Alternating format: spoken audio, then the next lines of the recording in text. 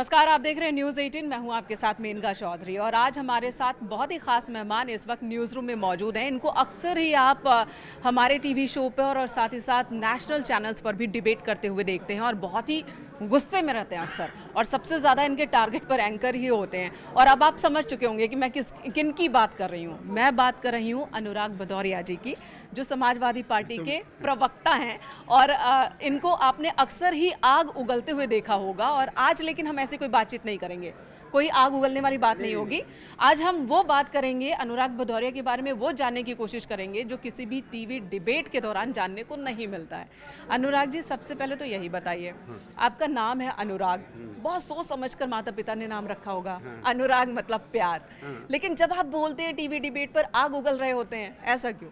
दरअसल में क्या होता है ना, जब आपको ये लगता है कि कोई भी जो मुद्दा है, एक्चुअल मुद्दा जो जब आप यूथ की तरफ देखते हो, जब आप किसान की तरफ देखते हो, तो वो जो असली मुद्दे हैं उस पर भारतीय जनता पार्टी बात नहीं करना चाहती। उसके अलावा सारे मुद्दों पे चर्चा करना चाहती, क्योंकि हम लोग तो जनता के बीच में रहते हैं, तो हमें उनकी परेशानियां पता हैं कि बच्चे जिनके पेरेंट्स फीस नहीं जमा कर पा रहे हैं, स्कूलों से अपने बच्चों को निकाल रहे हैं, कई घर में अगर 2 बच्चे हैं तो उनको पढ़ा नहीं पा रहे हैं, उनकी परेशानियां हैं। वो परेशानियां हमारे अंदर रहती हैं, तो वो अंदर से एक जो बोलते हैं ना, अंदर से एग्रेशन आता है कि भाई किसान परेशान है, युवा परेशान है, महिलाओं पे अत्याचार बढ़ा हुआ है, इस पे बात नहीं कर रहे हैं, मेडिकल फैसिलिटी पे बात नहीं हो रही है, डेंगू से लोगों की मौतें हो रही हैं, और हम चर्चा किस पे कर रहे हैं? हम चर्चा उन मुद्दों पे कर रहे हैं जिन मुद्दों को जनता से बहुत लेना देना नहीं है, लेकिन हम उनके असली मुद्दों से ध्यान भटका रहे हैं। तो वो सोच के अंदर से लगता है कि भाई कुछ गलत हो रहा है। जब आप नॉर्मली घर में होते हैं, अपने दोस्तों के बीच होते हैं या लोगों के बीच, आजकल आप लखनऊ में बहुत भ्रमण भी कर रहे हैं,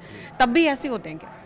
नहीं, जब जनरली क्या होता है कि जब आप अपने लोगों के बीच में होते हो, जब चूँकि हम एक नॉर्मल लाइफ जीते हैं, और नॉर्मल लाइफ में क्या होता है कि मैंने बचपना भी बहुत अच्छी तरह से जिया, जब स्कूल कॉलेज में थे वो भी अच्छी तरह से जिया, जैसे हर कोई जीता है, ना। जैसे कॉलेज में होगा तो खेलेगा, इधर उधर दोस्तों के साथ जाएगा, फिर जो होती है बातें होती हैं, गप्पे होती हैं, चौराहे पे गप्पे होती हैं, यही तो नॉर्मल लाइफ होती है ना। उसके बाद जब आप कंपटीशन की तैयारी करते हैं, फिर आप सर्विस में आते हैं, तो फिर एक अलग तरह की लाइफ होती है, और जब आप पॉलिटिक्स में आते हैं तो लाइफ दूसरे तरह की होती है। लेकिन हम क्या करते हैं, हम चाहते हैं मैं जैसा हूँ वैसा ही रहूँ।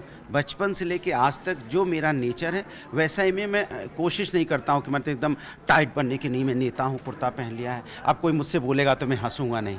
कुर्ते पे भी बार बार सवाल होता है। नेहा हमारे साथ है, हमारी सहयोगी हैं। नेहा, कुछ सवाल आप भी करना चाह रही हैं? मैं आपसे ये जानना चाहूँगी कि आप सोशल मीडिया पर आए दिनों छाए रहते हैं, कभी कभी आप पेड़ पर चढ़ जाते हैं, कभी गाय भैंस के साथ खेलते हैं, तो मैं आपसे जानना चाहूँगी कि क्या ये सब एक पब्लिसिटी स्टंट है, या सच में जैसा कि अभी आपने बताया कि आप नेचुरल रहने की कोशिश करते हैं? आपके लिए ये हो सकता है सोशल मीडिया या पब्लिक स्टंट हो सकता है उनके लिए, लेकिन पेड़ पे मैं चढ़ता हूँ इसके मतलब मैंने पूरा बचपन पेड़ पे चढ़े होंगे ना।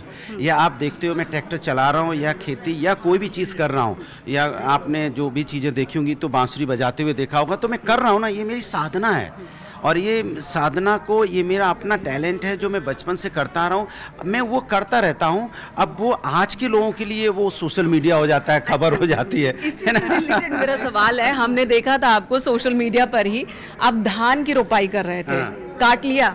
अभी अरे धान तो कट के खत्म हुए, अब तो नहीं, आपने काटा कि नहीं? बिल्कुल, हम तो वो हैं जो हर काम करते हैं। अभी तो आलू बो दिया, अभी आलू। अच्छा, आप धान की रोपाई में गए, फिर कटाई, और अब आलू भी रोप दिया? आलू रोप दिया। उसका वीडियो जब आया तो लोग कह रहे हैं देखो आलू बोते हुए, आलू लगाते हुए दिखाई पड़ रहे हैं। दिखाई क्यों पड़ रहे हैं? मैं लगाना जानता हूँ, लगा रहा हूँ, तो आप उसको देख सकते हैं। या मैं किस तरह से फसल को, चूँकि अगर केले के फसल अभी ख़त्म हुई या फिर शुरू होगी, तो हम तो उनमें से, जैसे अभी सरसों अभी बोई गई है, तो इसके साथ साथ हम तो वो चीज़ें करते हैं, क्योंकि मुझे फसल के बारे में पता है, बचपन से करते आए हैं। पहले क्या था कि हम लोग, मीडिया नहीं था तो कहीं वो कोई देख नहीं पाता था। अब चूंकि मीडिया बहुत आसानी से पहुंच जाते हैं, अगर कैमरे में या मोबाइल पे डाल दिया तो लोग देख लेते हैं, तो लोग कहते हैं कि नहीं ये अपने आप का एक सोशल मीडिया पे ज़्यादा हो रहा है। ऐसा कुछ नहीं है। अब बहुत एक अच्छा जिक्र किया कि जब मीडिया नहीं था तब हम क्या करते थे, कोई देखता थोड़ी था। हाँ। तो जब मीडिया नहीं था, यानी कि जब आप कॉलेज के दिनों में थे, पढ़ाई कर रहे थे, जवान हो रहे थे, तो उस दौरान अनुराग भदौरिया क्या करते थे? और सुना है कि आप अखिलेश जी के साथ भी रहते थे। देखिए, दरअसल में क्या था कि हम लोग एक नॉर्मल, मैंने कहा ना जैसे कॉलेज की ज़िंदगी होती है, आप दिन में कॉलेज करते हो, फिर आपके साथी होते हैं, फिर आप गप्पे मारते हो, बेवजह दूसरों की मदद के लिए दौड़ते रहते हो, बेवजह दूसरों के लिए लड़ते रहते हो। बैठकियाँ भी होती होंगी, पार्टीज भी होती? नहीं, पार्टी, हम लोग पार्टी एनिमल नहीं थे। हम लोग उनमें से थे दोस्तों की, किसी का जन्मदिन है तो चले गए तो आपस में सब लोग मिल गए, किसी के लिए किसी ने कुछ कह दिया तो उसके लिए बेवजह लड़ने चले गए। और मैंने हर काम किसी उससे नहीं होता था, दोस्तों के बीच में होता था। तो दोस्तों के बीच में ऐसा रहता था ना, हर चीज़ खेलना है तो पता चला मैच ही चल रहा है, हर दूसरे दिन क्रिकेट मैच ही होता रहता था।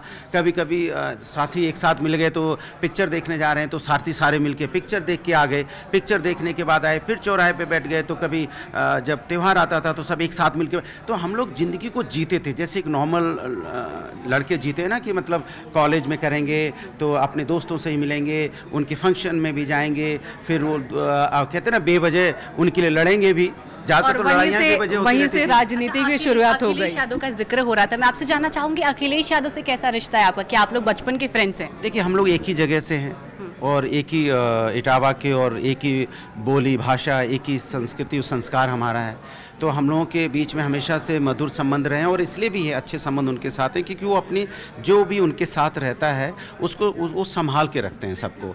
वो कभी उन्होंने ये नहीं देखा जब हम लोग कि भाई नेताजी के बेटे थे, जाहिर सी बात है, और नेताजी चीफ मिनिस्टर हो चुके थे, बड़े नेता थे भाई, और उनके साथ हम लोग को कभी एहसास उन्होंने कैसे थे और अब कैसे हैं? नेचर में कुछ बदलाव? तब भी हम लोग थे जिनको हम लोग कहते हैं, तब भी उनके साथ सुदामा थे, बहुत सारे, अब भी सुदामा उनके साथ हैं। वो अपने सुदामाओं को पकड़े हुए हैं और उनका साथ नहीं छोड़ते। हमारा किसी बात पे हम बोल भी देंगे, कह भी देंगे, लेकिन वो जानते हैं कि हम लोग जानते हैं कि उनका दिल इतना बड़ा है, आज से नहीं, शुरू से ही वो हमको आप बताइए, कभी भी अखिलेश यादव जी को आपने, चूँकि 26 साल में एकदम नई उम्र थी और 26 साल में लोकसभा के सदस्य हो गए थे, तो 26 साल में जब वो आदमी दिल्ली पहुंचता है तो आपने देखा होगा पार्टियों में कई नेताओं के बच्चों को आपने देख लिया होगा जब, लेकिन अखिलेश यादव जी की कोई फोटो नहीं होगी। क्योंकि अखिलेश यादव जी MP थे जरूर, लेकिन उनका पूरा समय जाके अपने कॉन्स्टिट्यूंसी कन्नौज से जीते थे, गाँव में बीतता था, और जो उनके साथी थे वहाँ के रहने वाले उनके साथ बैठते थे। वो आप कह रहे हैं कि अखिलेश जी घर परिवार में ज़्यादा, हाँ, ज़्यादा वो अपने साथी और अपनी दुनिया जो गांव परिवार में बसती है वहीं रहते हैं। आज भी आप देखो, जैसे उनको फुर्सत मिलती है सैफी चले जाते हैं, उनको गांव या वहाँ से फुर्सत होती है तो जहाँ पे फंक्शन हो रहे हैं, वो ज़्यादातर दिल्ली वगैरह में उन्होंने रहना कभी उतना पसंद नहीं किया उस एज पे भी। तो जिस एज पे लोग नेताजी की क्या ताकत थी, तो वो हम लोग, हाँ, मैं आपसे, अभी आपने बताया कि आप लोग एक ही जगह से हैं, तो आप लोग एक ही जगह से इसलिए आप अखिलेश यादव को इतना ज़्यादा पसंद करते हैं, या एज अ पॉलिटिशियन आप उन्हें कितना पसंद करते हैं? व्यक्तित्व एक जगह से तो बहुत आपके परिवार में भी लोग होते हैं जिनकी आपसे नहीं पटती है, आपके अपने खून के लोग होते हैं जिनसे आपका स्वभाव नहीं मिलता है। उनका स्वभाव इतना सरल है, माने अगर कोई भी मिलेगा तो उनका हो जाएगा।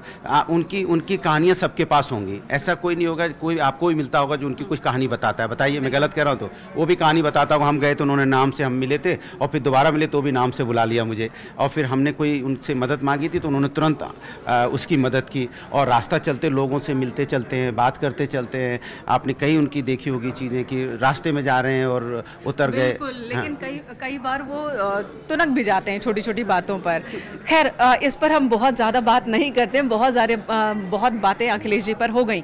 हमारे साथ हमारी एक और सहयोगी आस्था है, अक्सर आप दोनों ही टीवी पर बहस करते हुए नजर आते हैं हमारे दर्शकों को। आस्था यहाँ कुछ सवाल करना चाहती है? ये जरूर है। बिल्कुल बिल्कुल, नहीं, ये बोलने पर ही मेरा सवाल है। मुझे लग रहा है कि अभी अनुराग जी को, जो हमारे दर्शक सुन रहे होंगे, वो ये तो नहीं सोच रहे कि हम कोई डुप्लीकेट ले आए हैं। इनका तो स्टॉप भी है, पॉज भी है, फुल स्टॉप भी है, कॉमा भी है। डिबेट में क्या हो जाता है अनुराग जी? आपको स्टॉप पॉज कहाँ जाता है? आप हमारी सुनना नहीं चाहते ना, आप वायरल होने के लिए करते हैं। नहीं, आप एक उसके माइंडसेट से बैठते हो, और हम अपना, चूंकि मुझे जनता की बात करनी है, तो उसमें क्या होता है कि जब हम डिबेट में होते हैं तो हम तो जनता के लिए है ना, सेवा भाव से बैठते हैं। आप अपने एजेंडे के साथ बैठते हैं तो हमारा एजेंडा और सेवा भाव। अच्छा, मतलब हरे कुर्ते की तरह ये भी कोई रणनीति है, इस पर आप नहीं बोलेंगे कि वायरल होने के लिए करते हैं ऐसा? अनुराग, हाँ, वायरल होने के लिए कुछ नहीं होता है कि मतलब अगर 2 मिनट की लिमिट है किसी वीडियो की तो उसमें अनुराग जी 4 मिनट की बात कह जाए। हाँ, वो हमारी अपनी बात बोलने का अपना तरीका है, लेकिन आप 2 मिनट में भी तो आप कम से कम 200 बार डिस्टर्ब कर देते हैं।